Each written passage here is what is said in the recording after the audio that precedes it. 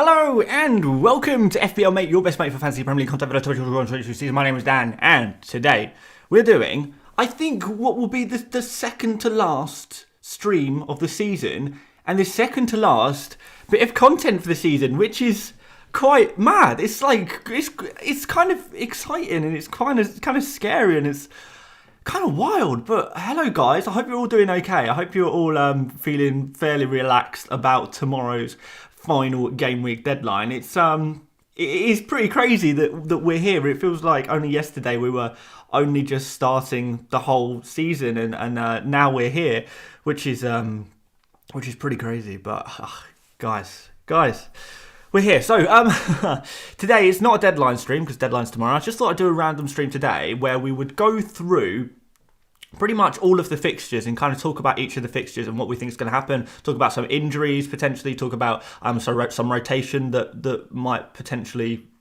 happen. And then I'll try and answer as many questions as I humanly can over the next hour to hopefully help a few of you guys out with your own teams as well. And maybe we'll talk a little bit about my team and where my current thought process is, I suppose, on my own team. But yeah, hopefully it's going to be an alright stream.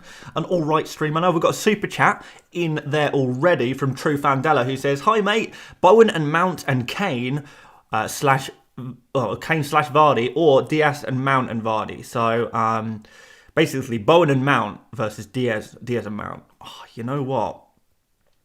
Just to get Kane in there, Bowen and Mount and Kane seems pretty nice. I think I would go for that combo, to be honest. Like, I do like Mount a lot for this final game week. I think he's gonna play. I don't see why he wouldn't play. I think, having got that rest in the midweek, he really should play this week, right? So it's pretty crazy. Right, let's go through the fixtures. Because that's what I want to do first. And once we've gone through those fixtures, I think we can open it up and talk about some different stuff. But let's go through it team by team. So I'm going to scroll down here and we'll just go fixture by fixture. So the first fixture is Arsenal versus Everton, and that's actually a game I'm going to be at tomorrow. So I'm actually going to the game. So that is going to impact the deadline stream tomorrow. I can't lie. So we are going to have to do the deadline stream slightly earlier, as I'm going to have to get a train in to the Emirates Stadium. But that's fine. Like, I know, obviously, I probably should be a bit more responsible and try and be around here for the deadline, but there's going to be so many deadline streams, guys. Trust me, you don't need me.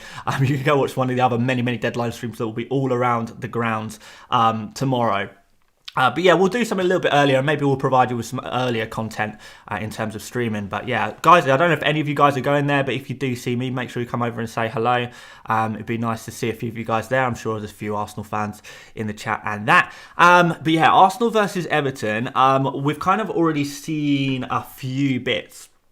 So, I've got some notes written down on my phone that I'm just going to bring up in front of me, just to remind myself what I absolutely must not miss out. So, the big Everton thing is that Frank Lampard has said that he's going to rotate. He's basically said he's going to rotate. He said that, a couple of players who maybe haven't had opportunities will get opportunities versus Arsenal. So, he's also gone on to say we'll be going full pelt to try and get the right result. So he's not saying we don't want to win that match, but you can certainly understand that with these Everton players, they've kind of played 4 games in the last 2 weeks. There is going to be a bit of rotation there. So just be aware of that. If you've got some Everton players in, if you've got Richarlison or you've got Gordon or you've got, I don't know, what other, Mikalenko, maybe if you've got him, Pickford. I think Pickford is probably safe, but I wouldn't say Pickford is entirely safe. So that is just something you want to just be aware of if you have got a few Everton players.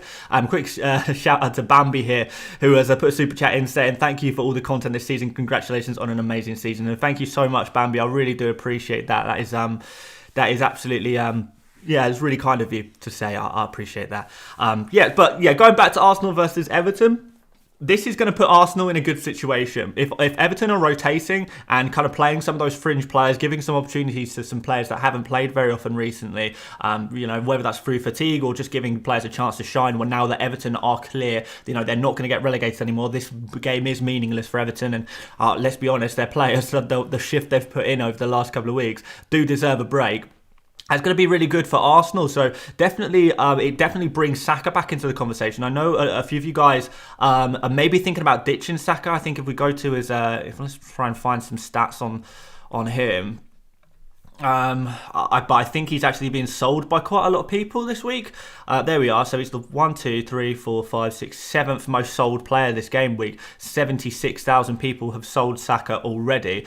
But I do think that those kind of words from Frank Lampard is kind of indication that maybe we do want to stay on those Arsenal players, and maybe maybe we can consider actually playing Ramsdale, for example. Schmeichel, by the way, is going to play, but I'll come back to that in a moment. But Ramsdale, you can consider keep playing him in that game. But what we kind of see is there's going to be some rotation. With what we can take from Lampard's comments is there's going to be some rotation among the Everton team, but they are going to be going for it, which could give some opportunities for some Arsenal players to get some goals. So if you guys are looking for a new striker, for example, I know a lot of you guys are considering selling Ings or Richarlison. Maybe that's an opportunity to bring someone like Eddie Nketiah in, for example. So yeah, it's something that is worth considering. Maybe going for Eddie Nketiah if we get a word that he's going to be starting. There's a chance that Lacazette plays in obviously what might be his final game for Arsenal, but maybe a similar thing could be said about Nketiah, to be fair. Could be his final game for Arsenal as well, but Lacazette seems like the kind of player who deserves that send-off in the final game.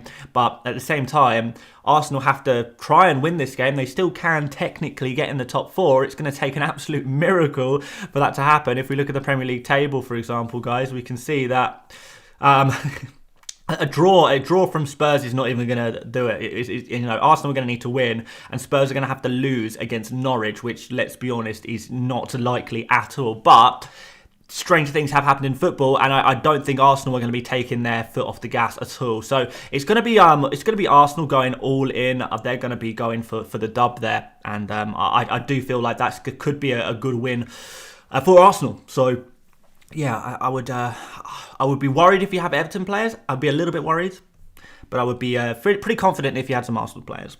Brentford versus Leeds is an interesting one, I think. The reason why that's an interesting one is because I know a lot of people would kind of think, oh, Leeds, they are trying to avoid relegation. If we look at the table again, Leeds all the way down at the bottom here in 18th.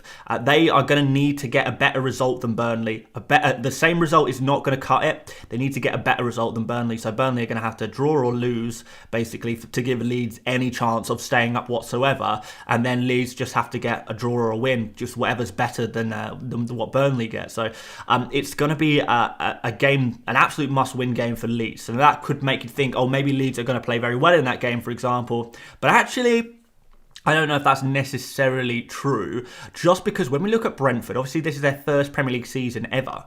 Not their first season in the top flight, but their first season in the Premier League top flight. They can actually technically go up to 9th. And each position a Premier League team goes up, they get more money, to spend, I guess, in the next season, really. The club makes more money the further they go up, more prize money. And I just feel like Brentford are probably going to be aiming to see if they can get into the top 10. I think that would be a real big aim for them. I don't think the season is over for them at all. Just to get into the top 10, I think would be absolutely unreal. They've not been playing a lot of games recently. They've kind of, been playing one game a week. They've not had games in hand or anything. They've not been overworked or anything like that. So they can go full pelt in that last game of the season and, see where they can end up. And what is interesting is that if Brentford go 1-0 up, because of the situation Leeds are in, it kind of says to me that if Brentford go 1-0 up, Leeds are so desperate for a result that could really open the game up. Brentford go 1-0 up, it opens the game up a little bit. Brentford go 2-0 up, for example. And I'm not saying this is going to happen, but Leeds are not exactly a great defence, are they? 78 goals conceded this season. Just because they're in a desperate situation, it's not going to suddenly make their defence any better than it already is. It's a bad defence, we know that. So the situation there could be, game opens up very, very wildly, and we find that Brentford can then go and score 3, 4, 5 goals. These are the kind of things that happen on the final day of the season. It happens every year. We get these ridiculously big scorelines, and obviously it is going to, depend on Brentford going up fairly early, hopefully, but that is a possibility. Of course, if Leeds go up early, it's the complete opposite. Leeds get the first goal and they will completely shut down and kind of just desperately try and claw onto that result, maybe try and get something on the counter-attack and hope that Brentford, with a slightly less lack of motivation, they might be able to do one over on them. So I think that could actually be an interesting game and a far more open game than perhaps you'd initially think, just because Leeds just are just not good enough defensively to close the game out, I would say. And if they concede goals, then they can concede a lot of goals in this game week. They really can. I mean, they'll be throwing the goalkeeper up at the 90th minute if they're not winning. It really is that kind of situation for them, because they want to stay in the Premier League. Continuing down the fixtures, we've got Brighton against West Ham.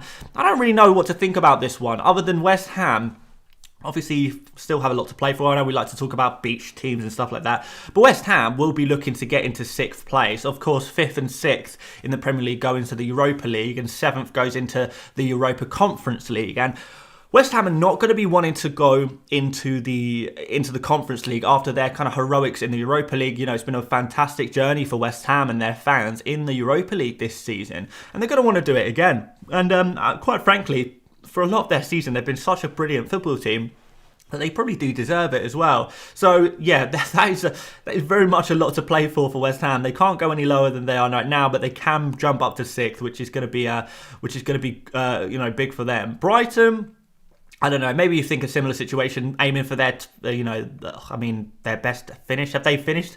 I'm trying to think back. Have they finished as high as 9th before?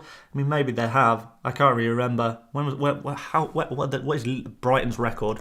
Brighton and Hove Albion FC. If we go on their Wikipedia page and have a look at their history, I'm sure some of you guys are just screaming in the chat, Dan, they finished this level on this season. Yeah, I mean, maybe, but I can't remember. I want to find their season history. So there we go. So it looks like from this, they have not finished in the top 10 before. That sounds about right. I always imagine them kind of rummaging around the 14th place over the last few seasons. So yeah, it looks like they haven't. This is going to be their highest finish either way. And maybe they're already in the top 10. Maybe they'll be looking to push forward a little bit more. So there is going to be that motivation there as well for them. But, West Ham, are just a better team. They're just a different gravy. And, Jared Bowen is just going to be such a big player. So just if you're going to go for a West Ham player, and I know you guys are probably not really on West Ham players at the moment just because they haven't had any double game weeks, Jared Bowen is definitely a player that I'd be looking at. And I mean, honestly, I've been trying to figure out a way if I can possibly get Jared Bowen into my team. I'm realistically, out of the 5 midfielders I've got, I like all of them. So I'm not very likely to make any changes there. And honestly, like some of these other players, Zaha, for example, I think could do the business over Manchester United. So, it's difficult for me to get Bowen in, but if you can get Bowen in easily, I would really, really strongly consider it. And I think he's going to be a bit of a differential as well, particularly at the higher ranks, because particularly, obviously Bowen had that injury and then he was getting rotated during the Europa League, those games. And then he had no double game week, so people had no reason to go back in on him. No one's really on Bowen at the moment. Overall they probably are, but it's mostly inactive teams that have Bowen in their team at the moment. So definitely, if you're in the kind of the top 100k, Bowen is going to be quite a differential actually. So yeah, definitely want to consider that. Burnley versus Newcastle. Again, Burnley are another team who really need a result. They only need to match Leeds' result, so it's a slightly better situation for them because the goal difference is just so different between Burnley and Leeds.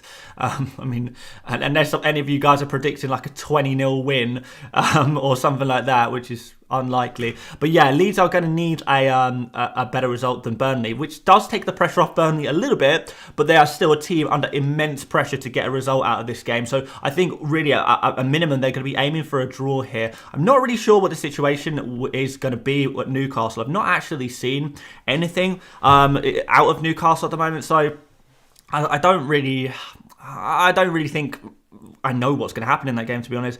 I just know that Newcastle are a very good team, and if I'm honest, if we're looking at who's the tougher fixture, Brentford or Newcastle, Newcastle are the tougher team, and maybe they're going to be looking to get the top 10. We know with Newcastle, their players are kind of playing for their lives in a way, because Newcastle have obviously got all of this money coming in. And there's probably going to be a few new signings. There's probably going to be a few new signings in the summer. The players at Newcastle really are going to want to prove themselves and make sure that they are in the plans next season for Newcastle. And if not, at least hopefully they can find a way of getting themselves a good move to a decent other club as well. But yeah, it's difficult for me to call that game, to be honest. I just think Newcastle are a better team than Burnley. It could be that both Burnley and Leeds lose those games, to be honest, but Burnley are going to be playing at full strength, so you can imagine all of their best players would be playing. I don't think I would be going in on Burnley players, to be honest. Newcastle, on the other hand, I mean, if you've got a Newcastle defender, could be worthwhile. Don't know if I'd be punting on any of their attackers, but you could potentially do that. We've got Chelsea versus Watford. This is another interesting one. Actually, because Chelsea, we've had comments from Thomas Tuchel saying that basically Chelsea are going to be rotating and they're going to give opportunities to players that haven't played recently. So what I would probably suggest is we look at their who they play, Leicester. Look at their, the lineup against Leicester, and probably you can predict that most of the players you see on screen right now are probably not going to be starting in Gameweek 38. So I would imagine one of Reece James and Marcus Alonso is going to drop out at the minimum, which is scary. If you've already got both of those players, or if you've got one of those players, unless you hear news that one of them's not going to be playing before the deadline, it's probably worth keeping them because they play against Watford, which is just a phenomenal fixture. And you get the idea that if they do play, they're going to get a really, really good score. But Reece James and Alonso is kind of like, I feel like one of them's going to drop out. And even if one does play, for example, you can see them coming off at like 55 minutes or something if the result is secured, kind of thing. In terms of attackers, Lukaku did come off, but you get the idea maybe Kai Havertz is going to be coming into this team to start against Watford, which could be a good thing, to be fair. Could be a good thing. Ziyech, Pulisic are probably unlikely to start, but I don't think many of you guys have those players anyway. Rudiger, Thiago Silva, potentially in doubt. I mean, I can really imagine players like Malang Sarr coming in, for example, and some of the other... Well, we know some peripheral players, some players who haven't had much game time recently are going to play for Chelsea against Watford. So that could genuinely be a bit of a mind plant. I'm reading in the chat, someone says eggplant for some reason. So this could be a bit of a minefield.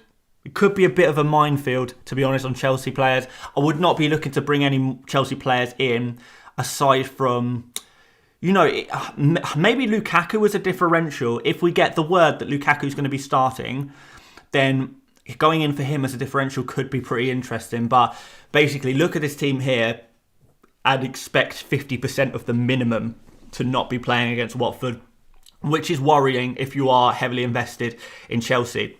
The good thing is, Mason Mount is not included here. I know a few of you guys own Kai Havertz as well. Neither of those players started that game against Leicester. Mount didn't even come off the bench, so that was terrible for me last game week, don't get me wrong. But going into this final game week, Mason Mount, I'm actually pretty pleased to have him in my team. I think it is really likely that he starts. Mason Mount doesn't really miss 2 games for Chelsea in a row. It doesn't happen, and particularly with that rest midweek, he's probably on to play and get a pretty good score. So Mason Mount, I like.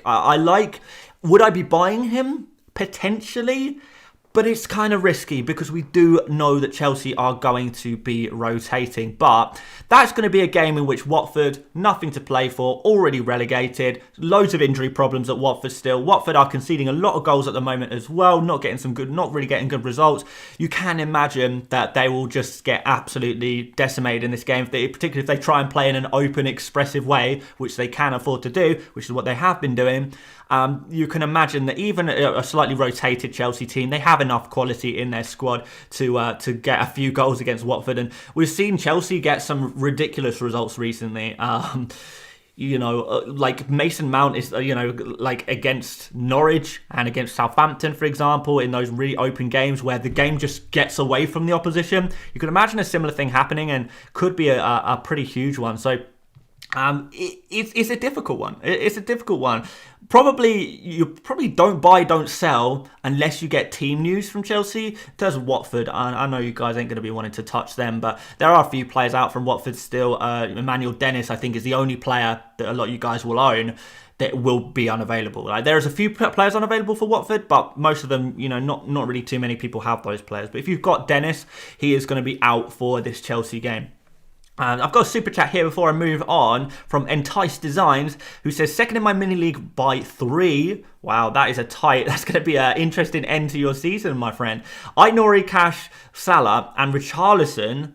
Jesus Christ. To Reece James, Sessegnon, one of those midfielders, and Vardy for a -12 using bench boost also. If you're using a bench boost, that kind of does help the situation a little bit. But if I'm totally honest with you, would I be taking a -12 to do that? Probably not. A -12 just seems so much. Because the thing is about taking minuses, and the way I usually use minuses, and I'm not saying it will never work, because sometimes these things do work, but usually when you take a big minus, and I have taken a -12 this season, just once, but I did take a -12, it was to set my team up for the rest of the season, basically. It was to just completely revamp my team for the rest of the season. If you take a -12, it has to pay off in just one game week if you're doing it this week, rather than it paying off over several game weeks, and it's far harder to get that to pay off over several game weeks. So I'm not actually convinced by that one. I mean, Nori, I think could definitely go for Sessegnon. That's like a transfer I would definitely be considering making. But after that, you know, you can transfer out Cash, for example, and maybe he gets something out of that Man City game. You know, it's a tough game. It's not an easy game, and Man City's defence are not that great. What if Cash gets an assist and Reece James doesn't even start? You know, that's like more than possible. You know, Salah. What if Salah does start in this game against Wolves and absolutely smashes it? What if Richarlison does end up starting against Arsenal and absolutely smashes it? It's such a risk. It really is such a risk. So I would try and not take a -12 this game week if possible. I'm speaking very broadly though. If you really think the risk will pay off, then fair enough, go for it. But it's not something, I mean, it's too much for me. I mean, a -8 is really as far as I would go, and that would be only if it completely revolutionises your team and makes your team look amazing. If a -12 can make your team if a -8 can make your team go from looking pretty bad to amazing, then fair enough, take the -8. But I don't know. It's it seems a bit much. Seems a bit much to me. But yeah, there you go. That's Chelsea-Watford. Now, Crystal Palace versus Manchester United. Now, the big news is, guys, that Cristiano Ronaldo is not good. He's not good. I don't mean he's not good as a football player. He's obviously very good as a football player, but he's not feeling very well. He's injured. He's got the recurring hip problem that is going to actually keep him out. So he's not going to be playing against Crystal Palace.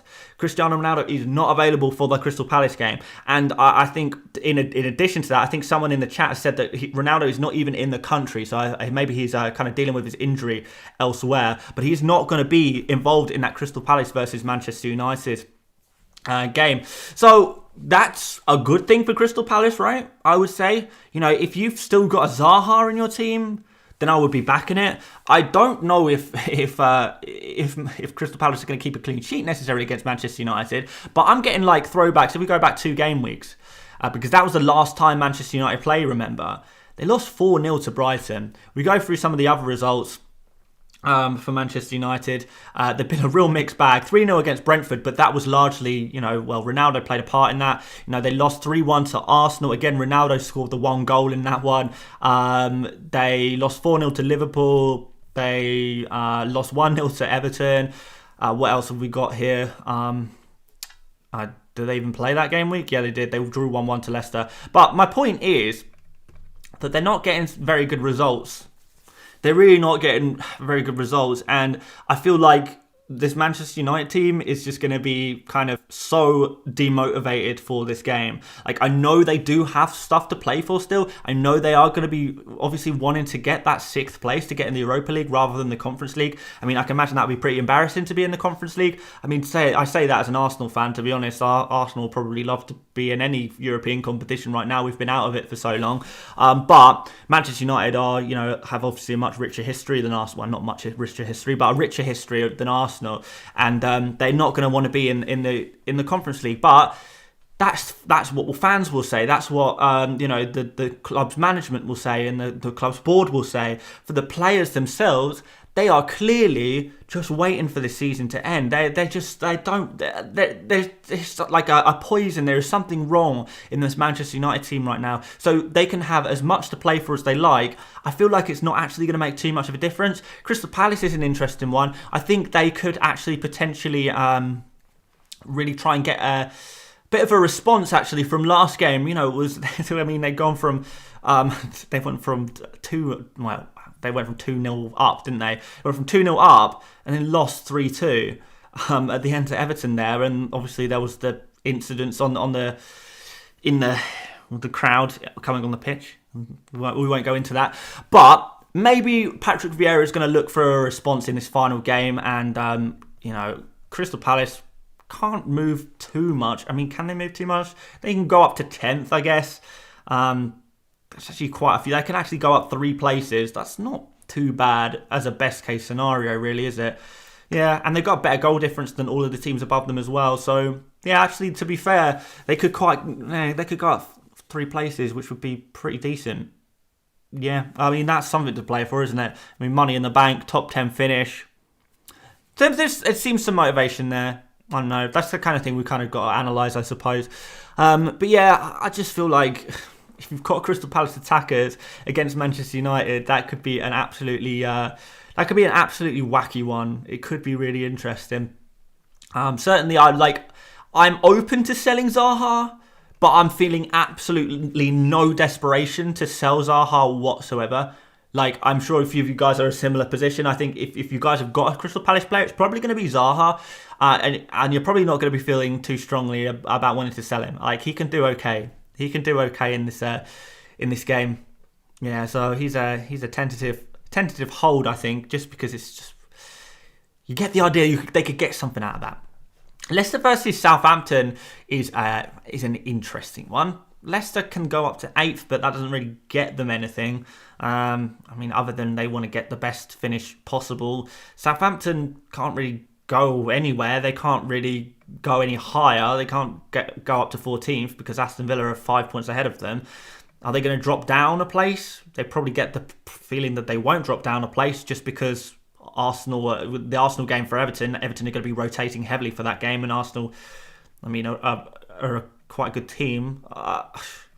You just get the impression that Southampton are probably on the beach, and if any team in the whole Premier League are on the beach, you would probably say it's Southampton, particularly based on recent results. It's not looked too good. So those of you guys with Leicester players, I'm kind of really jealous of you, and I wish I had the foresight to have gone for Leicester players last game week, to be honest. I wish I'd gone for Maddison over Zaha. I wish I'd gone for Vardy over Danny Ings. I was close. I would have never gone for both of those players. I would have never doubled up on Leicester players. But I certainly wish I had gone for one of them, which seemed like it was. I almost did, but I didn't. I'm not going to dwell on it too much, to be honest. But I'm kind of jealous of you guys who have Leicester players going in for that Southampton game. Although saying that, never know. Could be a bit of rotation. Leicester only played a few days ago and don't have massive motivation, I don't think. I think they could potentially be slightly on the beach. I mean, Vardy, for example, is Vardy needed to play in this game? Well, are they going to want to protect him? I'm not really sure. Has Vardy got any personal targets that he wants to hit this season? I don't think he does. I don't know. That's a difficult one. It's a difficult one whether Leicester are going to rotate or not. But Southampton are kind of a beach team, I guess. We probably don't want to be touching Southampton for Gameweek 38. Leicester, if you have the players already, keep them. Hopefully we'll get some news on Leicester team nice and early. Leicester, to be fair, are one of those teams that you can actually get access to their starting lineups or an idea of their starting lineup pretty early. So that's going to be beneficial, I think. So I would advise you guys, particularly if you've got Leicester players already or you're thinking about buying Leicester players, keep an eye on Twitter in particular. FPL Twitter is just fantastic for these kind of things. I'm sure that whoever is streaming tomorrow, running up to deadline, is going to do their best job possible in trying to give you all of the team news they can, for sure. But I think you might be able to find some information before deadline on Leicester. So just keep an eye on that, I would say. Liverpool versus Wolves. I mean, say less. Wolves is kind of like meh. What's really the worst that can happen? They can drop down from 8th to 10th, still a top 10 finish. They can't get into the top 7. They can't get European football. They've just not looked good at all recently. It's just been a bad time for Wolves. And Liverpool, it's one of the biggest games of the season for them. I say one. I mean, for most teams, it would be the biggest game of the season. But Liverpool kind of had so many big games this year, haven't they? That this is just one of many. This is just one of many enormous games for Liverpool and Liverpool fans. So enjoy Liverpool fans, I suppose. But that's going to be actually a really. I imagine it'll be a nervous one for Liverpool fans on tomorrow afternoon. I don't envy you particularly. At least with Arsenal, the pressure is completely off because we're just not getting top 4. Liverpool, you feel like have a chance, like a genuine, real chance. Like Manchester City, obviously favourites to win the Premier League, but you definitely can't rule Liverpool out. I mean, they only need to better Man City's result, as in if Man City get a draw and Liverpool get a win, that's enough. And that is something you can actually imagine happening, genuinely imagine happening. So, yeah, it's going to be a huge game for Liverpool. They're going to be going all out. In terms of their players, I do have some quotes. Where is it? Right, so Jurgen Klopp on Mohamed Salah and Van Dijk, I guess, as well. Klopp says, "It looks all good. What we do with them for the weekend, I have no idea." And he just was basically saying he can't say for 100% what's going to happen with Salah and Van Dijk. So that's either mind games or it's going to be a late fitness test. It's either mind games and these players are just not available, but he wants to put the pressure on City potentially, or they're just not available. I mean, honestly, I'd be kind of surprised if Salah starts. I'd be kind of surprised. I don't know. We'll see. Mikey F says, Brendan Rodgers bollocked the Leicester leak, dude. Okay. All right. So the Leicester leak's maybe not so likely to happen. That's interesting. All right. But yeah, back to Liverpool versus Wolves. I mean, Salah and Van Dijk, is it worth keeping them? Unless you can get something concrete, I think I would actually sell them. I mean, Salah is just... he could come in absolute clutch. That's the thing, isn't it? If you have Salah already in your team, you still haven't sold him for whatever reason, and he starts in that Wolves game, that could be... imagine having the highest scoring player in FPL this season as a differential, because that would be the situation. But is it worth the risk keeping Salah? Speaking logically, no. No, of course it isn't. Of course it isn't. You'd much rather have a Mane, who was rested, of course, in the midweek. You'd much rather have probably a Luis Diaz. Probably will be a good choice there as well. Luis Diaz and Mane, aside from obviously Trent and Robbo, who I think are both good. It looks like Trent and Robbo are both good for the final game week, so I expect both of them to start. But Salah, I don't think he starts. I can imagine he could come off the bench maybe. So someone in the chat says, apparently Al Heyman has confirmed Salah is not fit. He is never wrong. Have you seen the post? I have not seen the post, but we can have a look for it. If we go on Twitter. Is this on Twitter? Al Heyman. I've not even heard of this person. Maybe they're worth a follow. Is it this? I don't think it's this guy. I don't know what that source is, but if you can link me to a source, if you want to at me on Twitter of what you've seen, I will check it out and share it with the class, if you will. But yeah, I mean, if that's true, then that's no good, is it really? Someone in the super chat, Declan in the super chat says, would you sell Jota for Mane? I mean, if Salah is confirmed out, then possibly not. Possibly not. I mean, obviously there's a chance of Jota not playing, even if Salah is unavailable, because you've got Firmino there as well. So it's a difficult question. But Jota is very good for FPL points when he plays, isn't he? Very, very good. So I don't know. It seems a little bit sideways. Seems a little bit... I don't think you need to make that transfer. It feels a little bit luxury, and potentially you could actually make some better moves elsewhere, to be honest. Yeah. All right, Man City versus Aston Villa. A few people have saying in the chat, KDB injured. I've not heard of that. Let's have a look to see if we can find anything about that, because I haven't seen anything. I did to be fair, I did the research for this video a couple of hours ago. So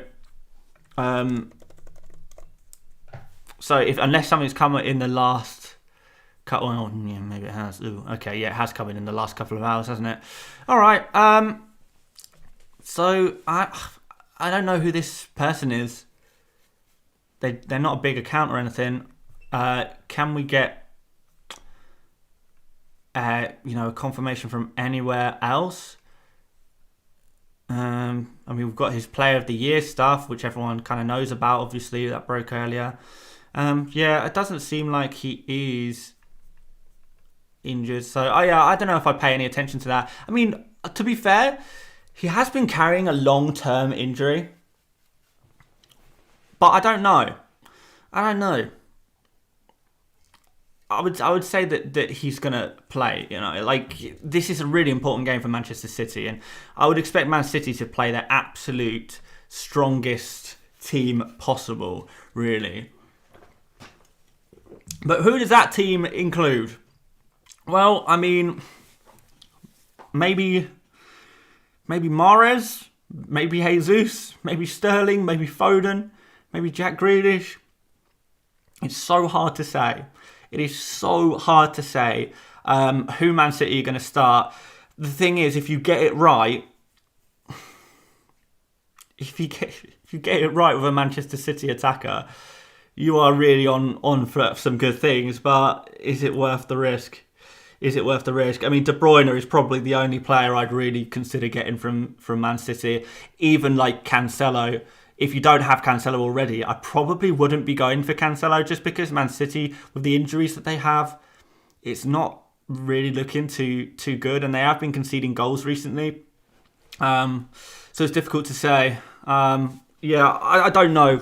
I just would not be going in on any new Man City players. I mean, even De Bruyne, I obviously think he's fantastic, but I would prefer to go for a Son than over De Bruyne. I think I'd prefer to go for a Luis Diaz potentially for that little bit cheaper price, and maybe spend the excess money elsewhere.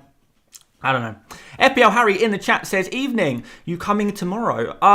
Yes, there's a meetup, another FPL meetup in London tomorrow. I don't know, Harry, to be honest, mate, because I'm at the Arsenal game tomorrow. So obviously the Emirates Stadium is like half an hour from the meeting point. So it's like not an easy, like if I was going to like Central, then I probably would hop over Arsenal after the Arsenal game. But I'm not sure. Maybe I'll get an Uber or a tube over to the event. I don't know. I might come over after the Arsenal game. Let's see. We will have to wait and see. Oh, we got bots in the chat, guys. We got bots. I need a new moderator. Who have we got in the chat? I can make a moderator. Mikey, are you still here? Mikey, happy moderation day. Harry says, "I'm at Chelsea, but thinking of going after." Oh, you're pretty much the same as me then. You're pretty much the same as me. Yeah, I mean, yeah, I'm definitely thinking about it. But yeah, I don't know. I wish it was easier to get from the Emirates to Central, to be honest. Yeah, I don't know. I'll probably decide tomorrow. But yeah, I mean, it depends. It also depends on what kind of mood I'm in after the FPL and after Arsenal. If Arsenal somehow finish in the top four, then I'm everywhere. Right, got another super chat here from Einar. Says, "Worth taking a -4. Ings and Gordon out, and Nketiah and Luis Diaz in." I kind of like that. Yeah, I do. I would be going for that, because it's not a great couple of players. It's not a great couple of players. Of course, says I'll mod again if needed. Oh yeah, all right. Let's see how we get on, and then I might add you as a mod as well. Of course. Let's just get rid of let's get rid of naked HD XYZ. And I'm gonna actually I can permanently remove them. There we go. I've done that. No more bots in the chat. No more bots in the chat. They're gone. They're gone forever. Aston Villa, like. Mikey says, great, now I have to concentrate instead of playing old school RuneScape on the side. It's fine. The moderation on this channel is very low pressure. We'd get very little problems here, to be honest. Everyone is absolute, the chat is always absolute legends. I appreciate you guys so much for that. So we got a good place here. There's no work needed. I will call upon you if you are required, Mikey. No, it's no pressure really, mate. Yeah, Aston Villa, obviously, the story I'm absolutely loving at the moment is this idea that Ings, Coutinho, both former Liverpool players, were rested in the midweek. Gerrard is the manager of Aston Villa, obviously massive Liverpool man. We've got Tyrone Mings, who is apparently a Liverpool, absolutely Liverpool mad, a Liverpool super fan. There is just this inclination that just maybe Aston Villa can pull a result out of the hat. I'm not saying they're going to win, but we've seen Man City drop some points recently. I mean, we've seen them drop a lot of points over the last couple of months, really. I mean, obviously, there was last week against West Ham, 2-2 there. When was the one before that? Maybe we have to go back a little bit. Oh, no, wait, was it... When did they have the double game week? Was it around here somewhere? No, they scored loads of goals in the double game week.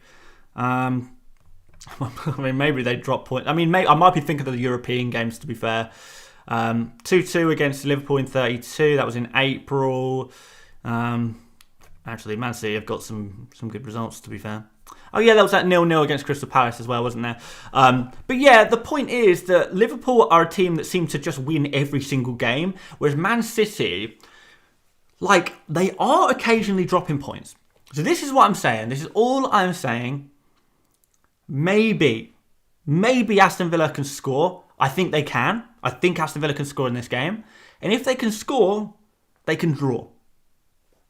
That's all I'm saying. If they can score, they can draw. And that could be interesting. So I'm not actually too big on Man City. And for the romance of it, I'm willing to back Aston Villa a little bit. And that, again, is the reason why. And I'll tell you this right now, guys. Before, I was thinking, I'll sell Ings and I'll keep Richarlison. I probably might not play Richarlison. I might leave him on the bench. I don't know. But now I'm thinking, Richarlison, absolutely exhausted, having played so many minutes recently, against Arsenal away, possibly rotated, in a weaker team. The team around him is going to be weaker, even if he starts. And then you've got this fully rested Danny Ings, who has been in insane form recently, to be fair. Insane form against a Man City team that can concede goals at the moment. Don't know. I genuinely feel like I would rather keep Ings than Richarlison. But that is mostly kind of gut more than anything. I don't know. I don't know. I have a feeling about... I mean, they'll probably both blank, to be fair. I mean, in all likeliness, they both blank, right? But if you had to choose one, I'm leaning towards Ings. If I had to sell and keep one of these players, I probably would keep Ings and sell Richarlison at this point. But maybe I'm a lunatic. All right, let's move on to the final fixture, guys, and then we'll try and answer some questions in the last kind of 10 minutes or so. Norwich versus Spurs. Obviously, no one's going to pick any Norwich players. Norwich are well and truly relegated. They are gone. They are down for the count. They have conceded the most amount of goals of any team this season, I believe. Yes, they have, 79, and scored the least. So, I mean, you would expect Spurs to go and win, 3 or 4 or 5-0 Like, I mean, I wish that wasn't the case, but it just is. Like, you guys, if you are not tripled up on Spurs right now, that's probably the first thing you should do. Like, triple up on Spurs, because there's going to be some enormous...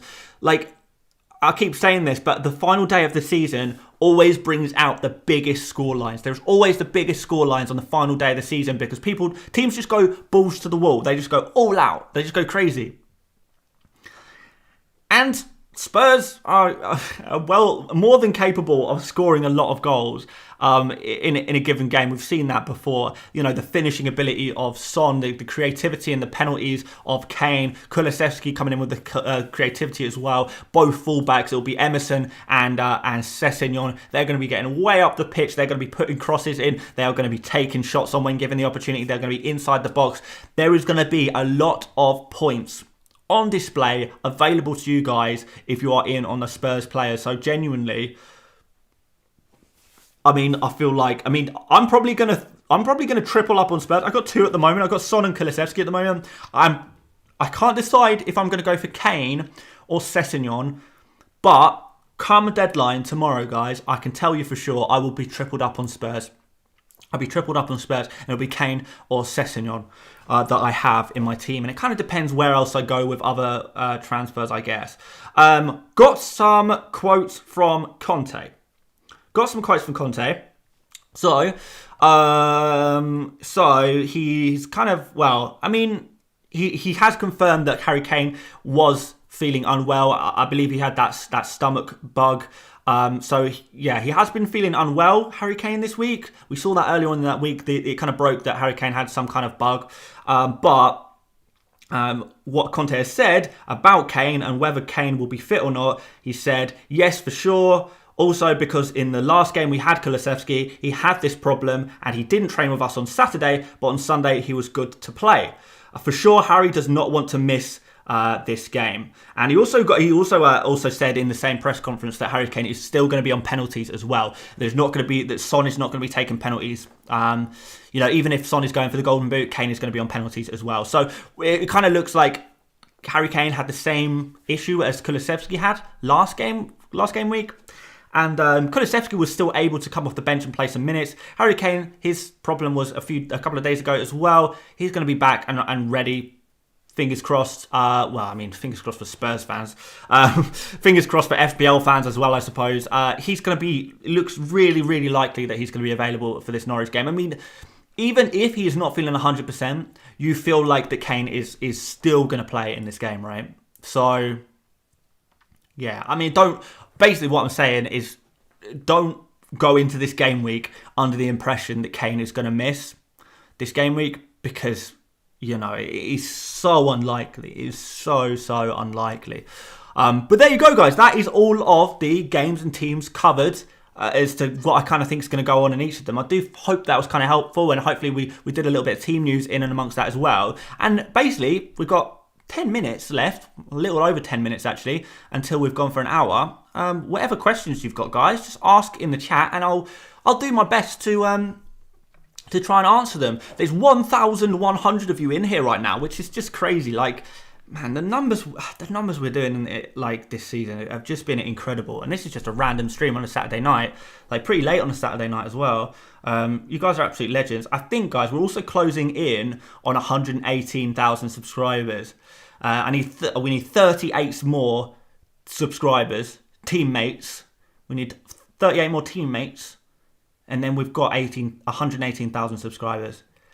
If we can get that before tomorrow's deadline, that would be mad. We just got 2 more, so we need 35 now, guys. If you're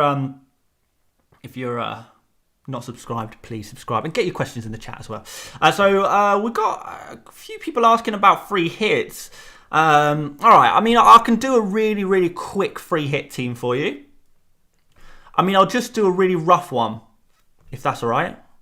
Really, really rough free hit team that you might want to consider. I'll just clear the whole team, and then we'll just bang in some players that I think could do pretty well.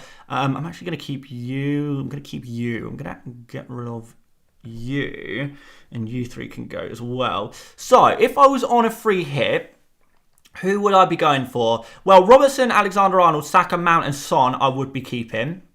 I'd probably be going in on, if possible, I'd be going in on Mane maybe, or actually maybe Diaz, just to try and save a little bit of money. So I'd probably be going on Diaz. I'd be going in on Kane. I'd be going in on Ryan Sessegnog. And that's 1, 2, 3, 4, 5, 6, 7, 8 players. So we've got 2 more. I would be going as attacking as possible. Like I keep saying, lots of goals in the final day of the season. So I think we will need to focus more on attackers rather than defenders. So we need 1 forward and 1 midfielder. In terms of forwards, can we... I mean, maybe we could go for Maddison. Maybe go for Maddison. And then that leaves us 1 forward slot that we could maybe go for a Tony. It's a kind of sensible guy against Leeds. You never know, could get a penalty. And then we got to have a goalkeeper. Goalkeeper's difficult because, like I say, I think it's going to be goals. If we have a look at the... let's just go here. If we have a look at some of the fixtures. Kind of just looking for a clean sheet really here, aren't we? I don't really know where clean sheet's going to come. I mean, Ramsdale maybe. Dubravka maybe. It's pretty hard to say. Liverpool you'd back for a clean sheet, but you don't want to be going for a Liverpool goalkeeper when you can go for outfield players. Same with Spurs. We go for Edison against Aston Villa. I don't know. Go for Mendy maybe against Watford. I mean, to be honest, I can imagine Kepa playing. So what you could actually do is get Mendy and Kepa. That could be a pretty cheeky way. That could be well cheeky actually. You could double up on the Chelsea goalkeepers. Not that expensive to do, and then just buy like the cheapest possible players, like really cheap players in the rest of the positions. Like I don't know, we can even like bring Dan Burn back in. We can bring in back Richardson. We got a little bit of money left, but I'll just go cheap as possible. Let's just find some defenders who are really cheap. Oh, hang on. Who's really cheap and actually not bad? Who has a chance of getting some FPL points? Like, I don't know. Can we go cheaper? Amati? Is he going to play? Fofana. And there you go. That's a pretty banging free hit team, to be fair. That's a pretty banging free hit. A few people saying Brentford goalkeeper. I'm not really convinced. Because I think Leeds will be doing everything they can to score in that game. Like Leeds can't afford to sit back in that game, you know. Oh, you know who's missing from this team? Bowen. Bowen is missing. Who would I prefer, Maddison or Bowen? Or Saka or Bowen? I kind of like Saka just because we know that Everton are going to be rotating. Southampton on the beach. Oh, that's tough. Yeah, I mean, you could consider going for Bowen instead of Maddison or Saka in this team. That's probably the last move I would make. I would keep Mount, but I would maybe swap one of Saka or Maddison for Bowen, and that would be kind of the last change I'd make.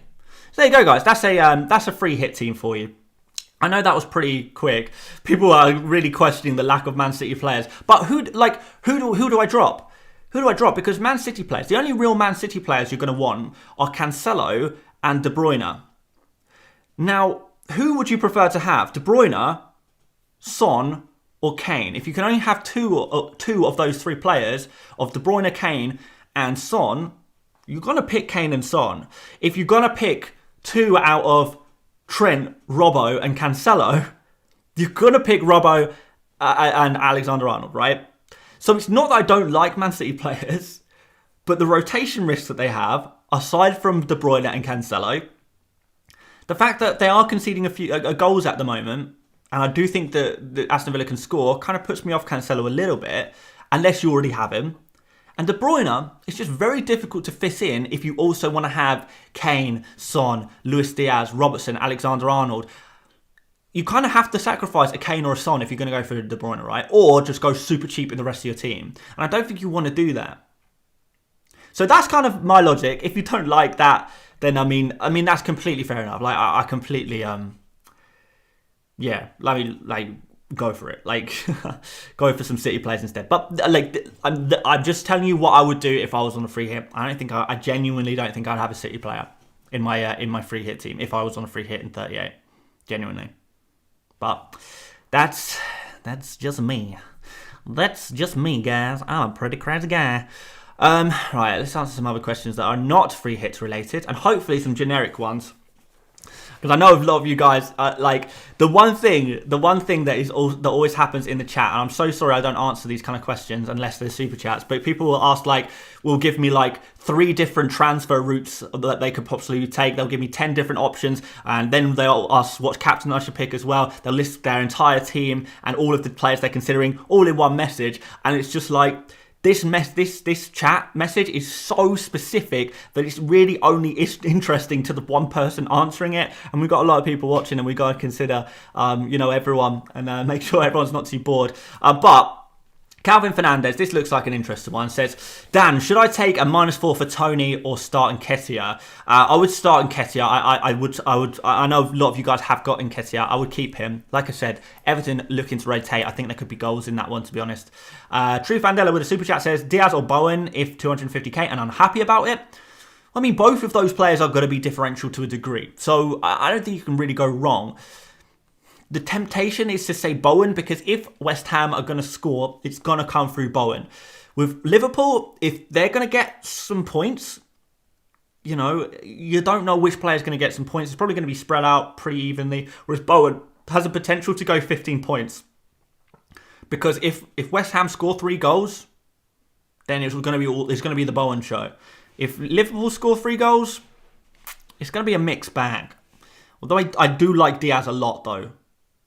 Bowen is going to be slightly more differential than Diaz, I think. And more nailed on as well. Bowen more nailed on, so less surprises. I'll probably go for Bowen. To answer that question, I'll probably go for Bowen. Cheaper as well. Pinto says, for Gameweek38, Kulusevski or Mount. I think I prefer Mount. to Kulusevski, but it's kind of close. MG says -4 for Barnes or Maddison or Bowen. It would be between Maddison or Bowen for me. Ahab says, why start Schmeichel, not Ramsdale? I'm not decided on this one, to be honest. I mean, since I'm at the Arsenal game, maybe I should play Ramsdale, although I feel like that would just annoy me if Arsenal concede. But I am seriously considering going for Ramsdale for a last day of the season, inshallah. But I don't know. I'm TBC on that one. I'm TBC. I mean, like I've said all week, my own personal team, until we hit the deadline, nothing is confirmed. Zubin says, need differential, already got Son, Salah to KDB, /Mane, /Kane or Vardy. None of those are differentials. But yeah, Kane is the obvious one. Shea Saba says, Sessegnon or Robbo. Sessegnon is far better value for money than Robbo. So if you can use the money that you're saving to spend it elsewhere, then go for Sessegnon. But if you're just going to bank the money anyway, you probably may as well just go for Robertson, to be fair. Trending A says, why was no one mentioning Barnes? I mean, we can go for Barnes if you like, but usually it's a kind of you're not going to have Barnes and Maddison. And if you're going to pick one of Barnes and Maddison, you're probably going to go for Maddison over Barnes at the moment. Dubravka or Ramsdale? That feels like a Ramsdale one to me. That feels like a Ramsdale one. Yeah, I think Salah to Mane and White to Sessegnon. I kind of like those transfers. I'm not gonna lie. I kind of like those. A name that looks to be in Greek. I'm so sorry. I can't read the Hellenic alphabet. But would you change Saka for Barnes? No, I wouldn't. No, I wouldn't. I kind of like Saka for this game. But that could be the Arsenal bias in me. But I kind of like Saka for this game, really. Ericsson as a differential, says Ahmed. Yeah, I like it. Casper Salo says, thoughts on Sterling captain as a punt? Well, I mean, it's a punt for sure. It is a huge punt. It is very spicy. I was going to say I don't hate it, but I kind of do. It's just so risky. If you feel like you've got nothing to lose and you don't really care about the end of the season, then go for it. But I mean, that is trouble. That is problems waiting to happen. It really is. Those of you guys asking for a free hit team, I already I did mocked up a quick one, so you can feel free to rewatch the stream. It was about 45 minutes in, I think. I started showing a free hit team, maybe 50 minutes in, somewhere around there. If I would not captain Son, is it worth bringing him in, considering EO will drop my rank? Yeah, so Son's effective ownership is going to be over 100%. The thing is, Son is just going to score well this game week. It's just going to happen. Nothing is certain, but you would be really, really...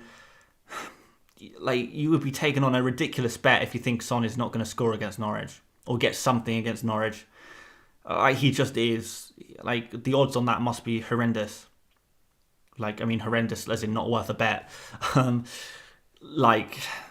Yeah, it's just going to happen. It's just so destined to happen. It really is. Similar thing with Kane, to be honest. But I've got more confidence in Son. I always have more confidence in Son. I always do. Who would you have as your first bench position? That's a boring question. We won't answer that. Sorry, Kyle. It's too boring. Who's likely to get more points, Saka or Nketiah? You'd say Saka. I'm not 100% sure that Nketiah is going to start, to be honest, because I feel like Lacazette deserves a send-off. I really do. He's going to be his last game for Arsenal. He's captained the team on multiple occasions. Particularly this season since Aubameyang's left, but also in the past as well. He's been a decent servant to the club. To be fair, I know a lot of people have different opinions about Lacazette, but he's been a very decent servant to the club. He's going to be leaving in the summer. I don't know. There's a good chance that he starts. Maybe Nketiah and Lacazette both start. You never know. Stranger things have happened, and if Arsenal are going all in, maybe Arsenal go for a 20-0 win. Try and get a 20-0 win to catch up on Spurs' goal difference. Going to need more than that, I think. Pretty crazy stuff. But right, I think we're going to wrap it up. Because we've been going over an hour now. I'm so sorry if I was unable to answer your question. There's a simple one there. Someone says Zaha out for who? I don't think I'd be selling Zaha. We've got a couple other simple questions actually. We can answer some simple questions quickly. I need to go. Barnes or Kulusevski? I prefer Kulusevski. Would you go Saka to Mount? I don't know, maybe. Mount in for a -4. Yeah, depending on who you're removing. As long as you're removing someone who's actively bad rather than someone who's okay. Kulusevski or Bowen? Probably Bowen.